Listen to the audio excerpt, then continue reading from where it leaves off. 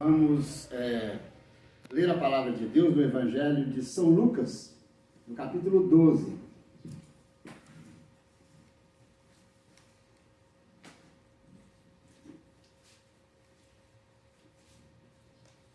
Capítulo 12 do Evangelho de São Lucas, a partir do versículo 22. O título da leitura diz o seguinte: a ansiosa solicitude pela vida. O nosso Deus, Ele é muito maravilhoso e nos ama imensamente, né? E Ele não quer que vivamos aqui uma vida angustiada, né? Ele deseja que vivamos aqui tranquilos, como se o Senhor Jesus fosse voltar hoje, né? Sem nos angustiarmos, sem correria, sem ansiedade, né? Por isso Jesus deixou o seu conselho aqui, através aqui do Evangelho de São Lucas.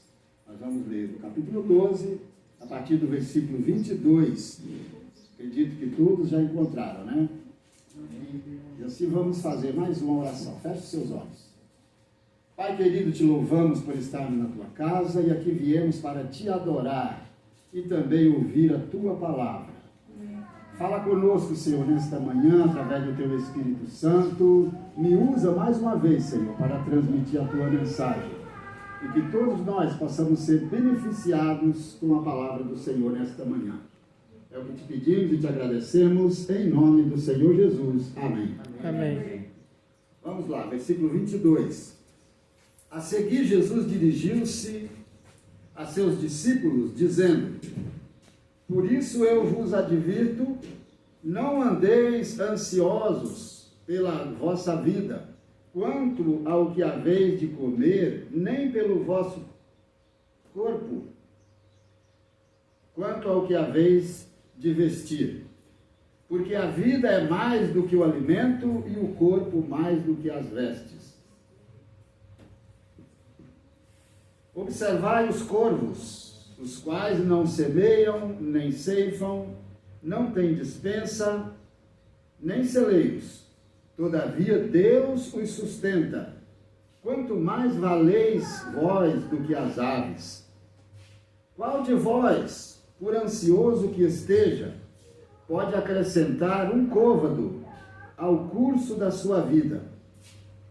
Se, portanto, nada podeis fazer quanto às coisas mínimas, por que andais ansiosos pelas outras? Observai os lírios, eles não fiam nem tecem. Eu, contudo, vos afirmo que nem Salomão, em toda a sua glória, se vestiu como qualquer deles. Ora, se Deus veste assim a erva que hoje está no campo e amanhã é lançada no forno, quanto mais tratando-se de vós, homens de pequena fé.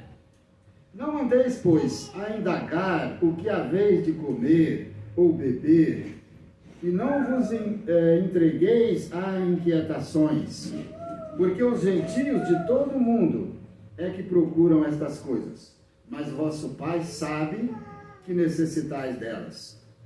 Buscai antes de tudo o seu reino, e estas coisas vos serão acrescentadas. Não temais, ó pequeno rebanho, porque vosso Pai se agradou em dar-vos o seu reino. Vendei os vossos bens e dai-lhes esmola.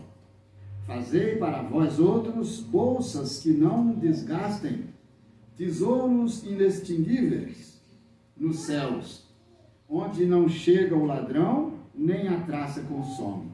Porque onde está o vosso tesouro, aí estará também o vosso coração. Amém. Palavra maravilhosa, conselhos aqui lindos de Jesus aqui para os seus discípulos e para nós também, obviamente, né? Antes desse conselho aqui, Jesus teve uma conversa com um certo homem rico e ele, aliás, não era rico, um jovem. E ele pediu a Jesus: Senhor, mande que meu irmão reparta comigo a herança. Jesus Jesus disse, vocês não estão entendendo o que eu vim fazer aqui. Eu não vim para repartir herança de ninguém, né? E nem julgar ninguém, né? E aí ele começou a aconselhar sobre a avareza, viu? E ele usou aqui uma parábola, agora sim, um homem rico, né? Tinha um homem que era muito rico, e ele produziu bastante na sua colheita, e estava sem celeiros para guardar a sua colheita. E ele disse, já sei o que eu faço, eu vou derribar os meus celeiros, e vou construir outros maiores, e aí vou poder guardar todo o meu mantimento, e dizer a mim mesmo, olha, eu vou folgar, eu vou viver tranquilo, porque agora eu tenho comida para muitos anos. E Jesus disse, louco, né? Hoje mesmo te pedirão a sua vida. E o que tens guardado, para quem será? Então, ou seja, nesta parábola, Jesus mostrou esse homem preocupado com o dia de amanhã, ou com muitos anos à frente, quando naquela mesma noite ele iria perder a sua vida.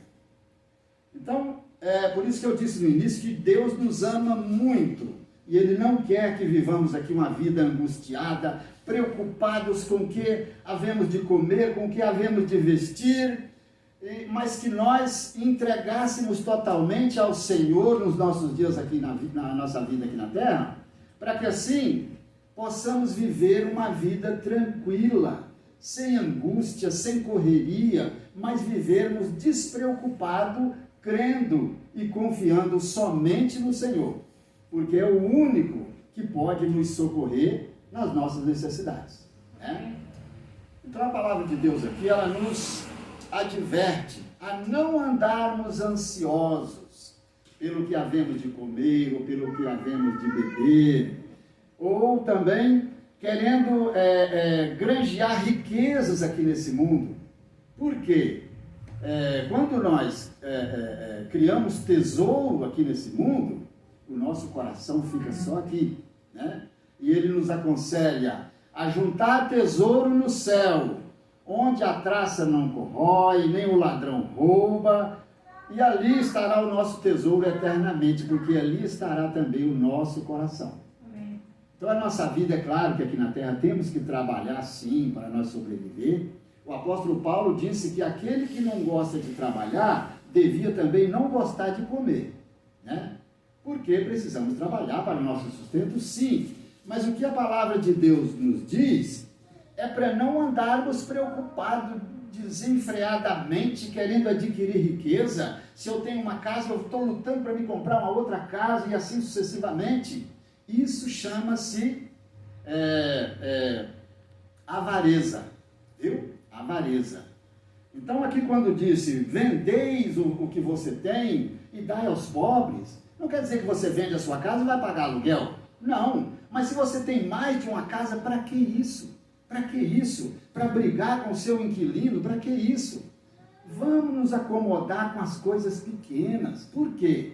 Estamos esperando Jesus voltar, né? E outra, mesmo que Jesus demore voltar, não sabemos se amanhã eu estou vivo, eu pelo menos, não sei se amanhã eu estou vivo, como aquele rico da parábola, né? Ajuntou no seu celeiro aí comida para muitos anos, e naquela mesma noite ele iria morrer.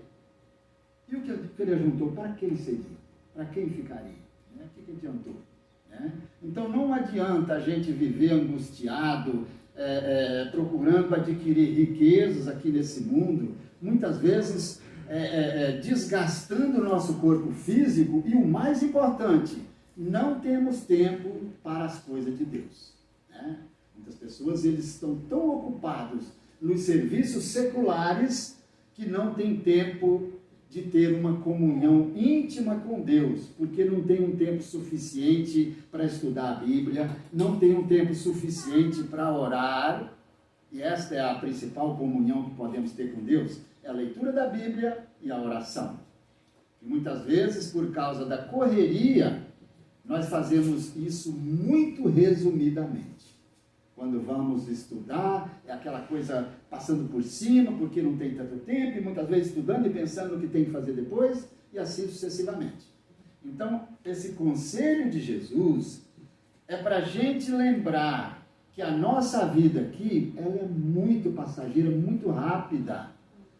palavra de Deus nos compara aqui como o orvalho da manhã, que passa rápido. Nos compara também como uma sombra, que passa rápido. Nos compara também como uma flor, que hoje ela está linda, mas amanhã ela murcha e cai. Então, para que vivermos ansiosos? Né? Claro que tem pessoas que têm uma ansiedade natural que é terrível. A minha esposa mesmo é assim. Ela mexe com muita correria, entendeu? E muitas vezes ela quer me incentivar, e eu falo para ela mesmo, nesse mundo seu eu não entro. Eu não entro.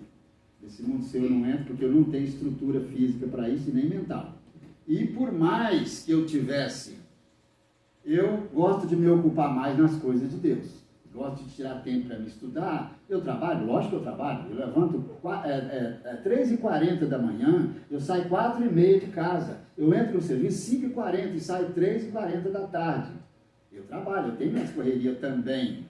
Mas eu não tenho ansiedade. Estou simplesmente cumprindo meu horário de trabalho ali. Preciso trabalhar, é claro. Mas eu gosto de me ocupar muito nas coisas de Deus, porque isso é mais importante. Às vezes ela fala, você vai ficar muito estudando. Eu falei, amém, amém. Bom seria se você também se ocupasse no estudo, no conhecimento. Às vezes ela fala, eu gostaria de ter conhecimento igual você tem para me pregar. Eu falo, o conhecimento vem de Deus, através do estudo da palavra de Deus. Não adianta eu querer e não buscar, né? Tem que buscar.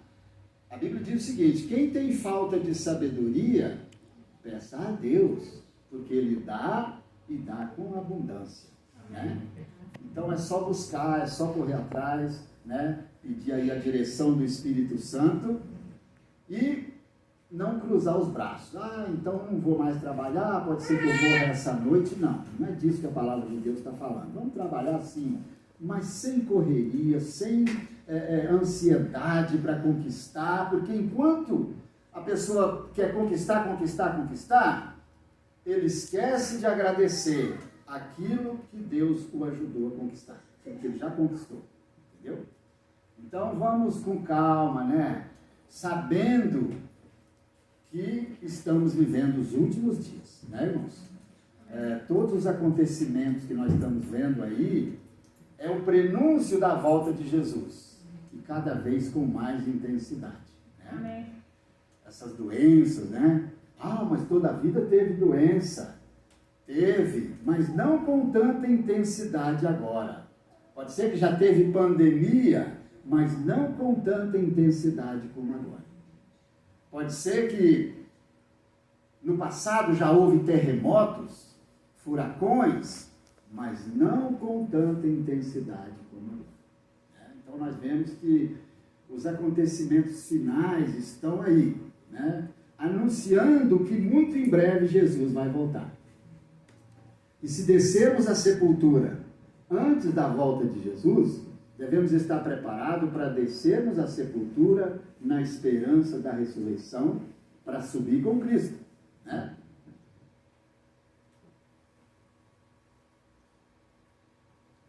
Porque está escrito na palavra de Deus que todos os que descem à sepultura hão de ressuscitar um dia.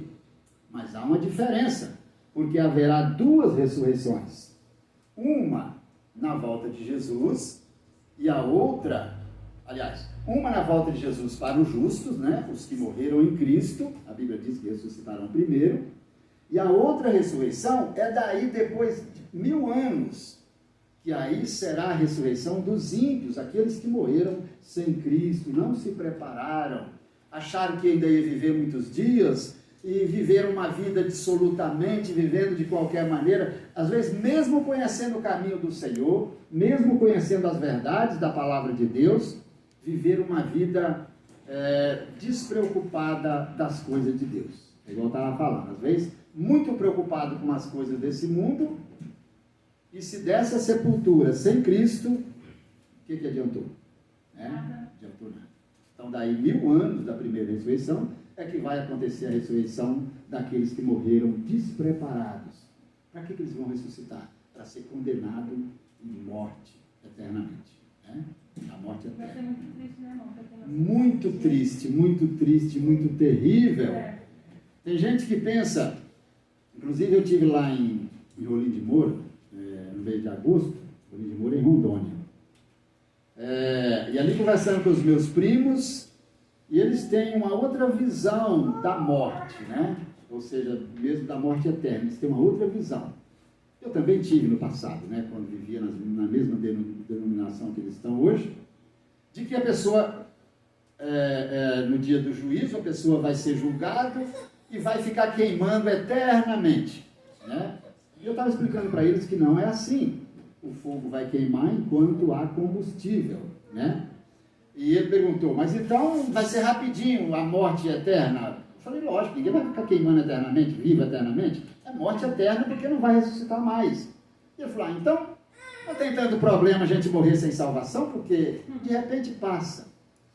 Eu falei, meu filho, você não sabe o que diz.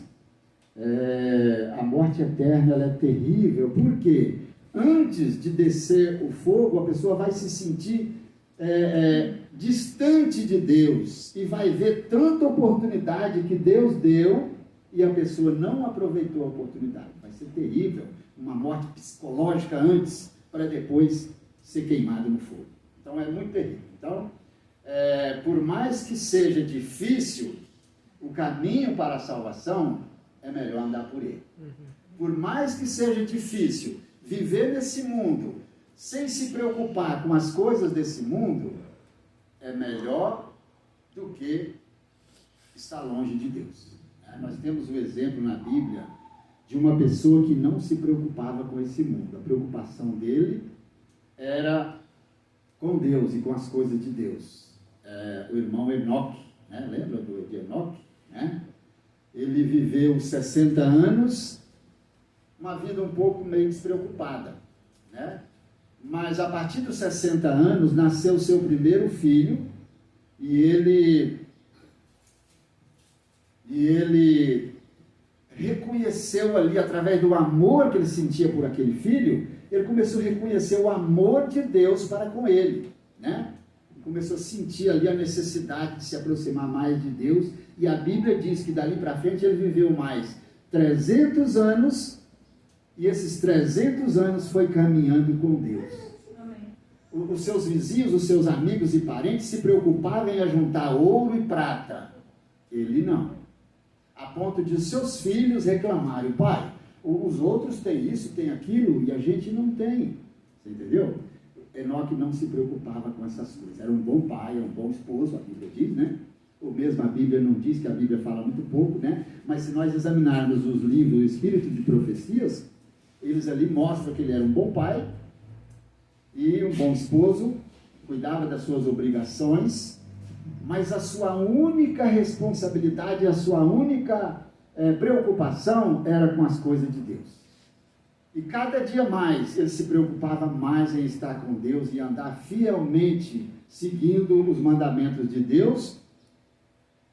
E foi tão fiel a Deus, que essa a Bíblia diz, que Deus não deixou que ele provasse a morte. Né? Não deixou que ele provasse a morte. E Enoque era um homem como qualquer um de nós, enfrentava as mesmas dificuldades espirituais que nós enfrentamos, né? Mas ele decidiu no seu coração andar com Deus. Isso deve a cada um de nós, né? Tomar a decisão de andar com Deus todos os momentos da nossa vida. É difícil? Pode ser, porque nós temos duas naturezas, né? A natureza espiritual e a natureza carnal. A natureza carnal, ela puxa para as coisas desse mundo, mas a natureza espiritual, ela puxa para as coisas celestes, né? Para as coisas celestiais. Então, há uma guerra entre essas duas naturezas. E aquela que nós alimentar mais, é a que vai prevalecer. Quando nós nos ocupamos mais com as coisas desse mundo, a nossa natureza pecaminosa, a nossa natureza terrena, ela é alimentada. Mas quando nós nos preocupamos mais com as coisas espirituais, com estudar a palavra de Deus, buscar conhecimento na palavra de Deus, para vivermos de acordo com a vontade de Deus, a nossa vida espiritual, ela é alimentada. E com certeza ela vai prevalecer. Né? Outro exemplo que temos é de Marta, né? As as irmãs Marta e Maria, né? As irmãs de Lázaro, né? Jesus estava lá, esteve lá na casa deles, porque ele ia várias vezes lá, eram grandes amigos de Jesus. E certo dia ele estava lá, e Maria sentou-se do lado dele e começou a ouvir as palavras de Jesus, quem não gostaria, né? Mas Marta, preocupada com tantos afazeres, casa para limpar, comida para fazer, vou preparar uma comida gostosa aqui para o mestre, e isso vai ser muito bom, tenho certeza que eu vou ser gratificada por isso e tal. E Maria, como estava sentada, ela veio reclamar, né? Senhor, mande que Maria vá me ajudar, tem tanto serviço, tanta coisa para fazer, ela está sentada. E Jesus disse: Marta, Marta, estás preocupada com muitos afazeres. A sua irmã Maria, ela escolheu a melhor parte. Ou seja, para Marta, o que Maria estava fazendo era errado. Está sentada aí com tanto serviço para fazer, né? E Jesus mostrou para ela que o mais importante era o que Maria estava fazendo. Limpar a casa, fazer comida, isso aí podia deixar para depois. Naquele momento, o mais importante era ouvir a palavra de Deus, né? Em nossos dias não é diferente, né? Tem casa para limpar? Tem comida para fazer? Tem serviço para atender, né? Correr atrás das necessidades, das coisas, para suprir a necessidade da família? Tem. Mas em primeiro lugar é as coisas de Deus, né? Não está escrito, eu não li aqui? Versículo 31, né? Buscai antes de tudo o seu reino, e estas outras coisas vos serão acrescentadas. Em outras versões diz o seguinte: buscai primeiro o reino de Deus e a sua justiça, e as demais coisas lhe serão acrescentadas, né? Então, é nisso que nós devemos nos ocupar mais. É nisso que nós devemos nos ocupar mais, né? Sem deixar o nosso compromisso de manter a nossa casa, de cuidar das coisas. Eu chego em casa, geralmente, 20 para as 5, ou às vezes 5 horas da tarde, né? Do meu serviço. Mas eu tenho muitas coisinhas ainda para fazer. Eu preciso ajudar a minha esposa. Minha esposa tem a correria dela, como eu disse. Ela tem a loja dela e às vezes ela sai de lá 8 horas da noite, né? E eu tenho que fazer alguma coisa em casa. Eu chego em casa, às vezes não tem comida pronta, eu vou ter que fazer. E graças a Deus eu amo cozinhar, viu? Amo cozinhar. Gosto de fazer a minha comida, adoro cozinhar mesmo, né? E eu vou fazer, vou lavar a louça, vou botar roupa no varal, entendeu? Que a minha esposa às vezes deixa a máquina trabalhando e vai para o seu serviço. Então, essas coisas a gente não pode deixar. Eu chegar em casa e me sentar e vou estudar, minha esposa chega, a coisa está tudo por fazer. Nossa, aí seria terrível. Aí seria terrível, porque eu não estava cumprindo com a minha obrigação, né? Não estou dizendo que a pessoa vai chegar em casa e já pegar a sua Bíblia e vai estudar. Não, para tudo tem um tempo. Vamos cuidar da obrigação. Mas a obrigação de casa não é do homem. Quem foi que disse isso? Devemos repartir as tarefas de casa, sim. A mulher tem o seu trabalho também, então temos que repartir, sim. Eu não digo que a esposa que está sempre em casa, que não tem uma outra ocupação fora, tudo bem, é diferente. Ela está sempre em casa, ela consegue fazer tudo, né? Mas uma esposa que sai de manhã para o serviço também e vai chegar à tarde, poxa, temos que dividir as tarefas também e ver aquilo que é a nossa obrigação e fazer mesmo. Uma vez eu dei um conselho para um sobrinho meu, ele estava quase separando, né? E ele não queria fazer nada em casa, né? E eu falei para ele: você precisa ajudar a sua esposa trabalha fora, precisa ajudar a sua esposa, né? E ele falou: mas eu nunca vi o pai limpando casa. Eu falei: seu pai sempre morou na roça, sua mãe nunca saiu para empregar, para trabalhar de empregada. Então, para que seu pai ia chegar e fazer serviço da casa? Sua mãe estava sempre em casa. A sua esposa é diferente. Ela sai de manhã e chega de tarde. Você tem por obrigação, sim, de ajudar ela a cuidar da casa, limpar a casa. Eu falei: não é vergonha nenhuma chegar um amigo seu e você está passando com rodo aí, passando pano na casa. Não é vergonha nenhuma. É sua obrigação. Entendeu? E esse conselho que eu dei lá para ele, na casa dele, deles lá, serviu Há pouco tempo eu esteve na minha casa e a gente falando sobre a união deles, né? Ele falou: o culpado disso é o Senhor. O culpado de nós estar juntos até hoje é o Senhor. Eu falei: amém, amém. Glória a Deus por isso, né? Porque o conselho valeu, mas ele estava já para separar. Entendeu? E assim sucessivamente, né? Mas que nós possamos, irmãos, colocar a mensagem que Deus colocou, que Deus trouxe a nós nesta manhã, para meditarmos nela, acerca da nossa vida aqui nesse mundo. Buscar primeiro o reino de Deus e a sua justiça, e as demais coisas lhe serão acrescentadas. Eu não sei até que hora eu posso ir aqui, mas já está na hora de parar, né, irmão? Tá certo, tá certo. Que Deus nos abençoe, né? 10h30. 10h30 que eu posso parar. Nos dá sobre uma vida tranquila aqui na terra, sem nos preocupar com tantas coisas, né? Mas colocar em nosso coração a maior preocupação, o reino de Deus. Que Ele é aqui e continua no céu quando formos para lá, né? O reino de Deus é só lá no céu, não. Quando oramos a oração do Pai Nosso, nós oramos: Senhor, venha a nós o teu reino, ou seja, venha reinar em nós. Mas para Deus reinar em nós, é preciso darmos lugar. Não estarmos só ocupados com as coisas desse mundo. Eu trabalhei o dia todo, agora eu chego em casa, vou pegar o meu celular, vou entrar na internet e ver as minhas coisas. Não estou falando que você não pode ver, pode sim, eu também vejo, entendeu? Eu também vejo, tiro um momentinho lá para ver, né? Algumas entretenimento ali, eu vejo também. Mas não podemos ocupar somente nessas coisas, né? Tem pessoas que ficam horas e horas na internet, até quando é para as coisas de Deus, muito bom, né? Porque a internet nos oferece muito conhecimento das coisas de Deus, viu? Eu sempre falo, tem gente que fala que a internet é de Satanás, né? Eu sempre falo que não.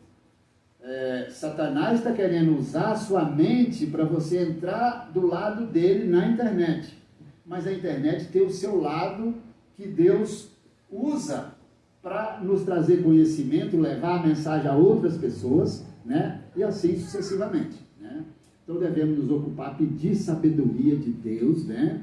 Pedir a unção do Espírito Santo para nos dirigir, para que assim nós possamos nos portar de uma maneira agradável ao Senhor, a ponto do Senhor se agradar de nós e vir nos buscar, assim como veio buscar Enoque, viu? Amém. Está muito próximo o dia do Senhor vir nos buscar, o dia de sermos também arrebatados para o céu, assim como foi Enoque. Amém. Enoque foi o primeiro a atravessar os portões ali celestiais, né? Ele foi o primeiro, né? Depois foi Moisés, né? Foi Moisés, e depois muitos outros, porque quando Jesus ressuscitou, também ressuscitou muitos e subiram com Cristo, né? A Bíblia nos diz que eles ressuscitaram, entraram em Jerusalém e com certeza subiram com Cristo e estão lá. E nós estamos aqui, mas a nossa visão deve ser o céu, com os pés na terra, mas com a mente no céu. Né? Não é que aquela música lá fala, né? Com os pés na terra e os olhos no céu, né? Muito bom estarmos aqui nesse mundo. A vida aqui é boa, gente. Se a gente souber viver, a vida aqui nesse mundo ela é boa. É claro que o mundo não tem nada de bom para nos oferecer, mas a gente pode escolher o que é bom dessa vida. Temos sim, porque foi Deus que nos colocou aqui, e Deus não manda mal para ninguém, Ele só manda o bem. Claro que há momentos que Ele permite que Satanás nos aflige com o mal, muitas vezes para nós nos achegar a Ele, né? Muitas vezes nós lembrar, pera lá, só Deus pode me socorrer nessa angústia que eu estou passando, nessa enfermidade, nessa tormenta que eu estou passando, só Ele. Então muitas vezes Ele permite que o mal nos atinge, para que nós possamos voltar para Ele, né? Se voltar para Ele, né? E saber que só o Senhor pode nos socorrer. Amém. E que assim nós possamos viver de acordo com a palavra de Deus. Amém.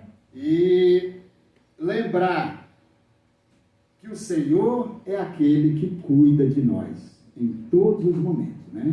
Nós vamos nesse momento nos colocar em pé e cantarmos o hino 373, Deus cuidará de ti. Só Deus cuida de cada um de nós, né?